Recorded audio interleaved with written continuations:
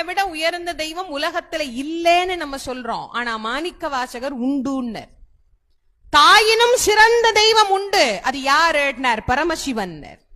ஏன் தாயிலும் உயர்ந்த தெய்வம்? என்னைக்காவது ஒரு நாள் தாய் சலித்துக் கொள்வாளாம், சே எத்தனை தரடா உன்னை பாத்துக்கிட்டே இருக்கிறது அப்படின்னு. ஆனா எத்தனை பிறவி எடுத்தாலும் எம் பெருமான் சலித்து கொள்ளாமல் என்னை ஆட்கொண்டு கொண்டிருக்கிறாரே. அதனால சொல்ல, ஞாயிற்கடையாய் கிடந்த அடியேற்கு தாயிற் சிறந்த தயாவான தத்துவன்.